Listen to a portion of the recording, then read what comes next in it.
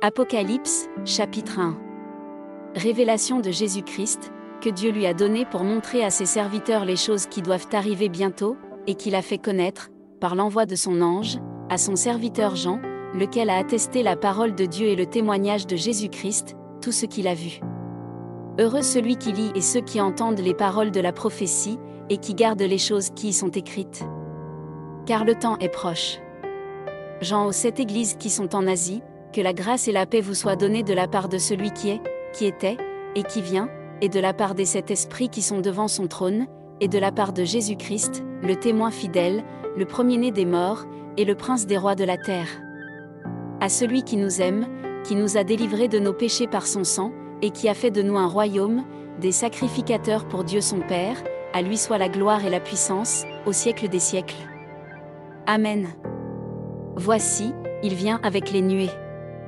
Et tout œil le verra, même ceux qui l'ont percé, et toutes les tribus de la terre se lamenteront à cause de lui. Oui. Amen. Je suis l'alpha et l'oméga, dit le Seigneur Dieu, celui qui est, qui était, et qui vient, le Tout-Puissant. Moi Jean, votre frère, et qui est part avec vous à la tribulation et au royaume et à la persévérance en Jésus, j'étais dans l'île appelée Patmos, à cause de la parole de Dieu et du témoignage de Jésus.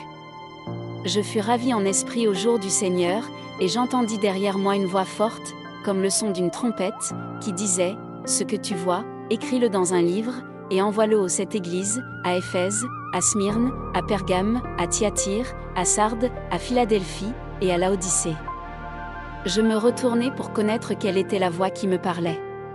Et, après m'être retourné, je vis 7 chandeliers d'or, et, au milieu des 7 chandeliers, quelqu'un qui ressemblait à un fils d'homme, vêtu d'une longue robe, et ayant une ceinture d'or sur la poitrine. Sa tête et ses cheveux étaient blancs comme de la laine blanche, comme de la neige, ses yeux étaient comme une flamme de feu, ses pieds étaient semblables à de l'airain ardent, comme s'il eût été embrasé dans une fournaise, et sa voix était comme le bruit de grandes eaux. Il avait dans sa main droite 7 étoiles. De sa bouche sortait une épée aiguë, à 2 tranchants, et son visage était comme le soleil lorsqu'il brille dans sa force. Quand je le vis, je tombai à ses pieds comme mort. Il posa sur moi sa main droite en disant, « Ne crains point. Je suis le premier et le dernier, et le vivant.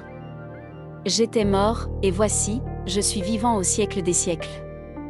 Je tiens les clés de la mort et du séjour des morts.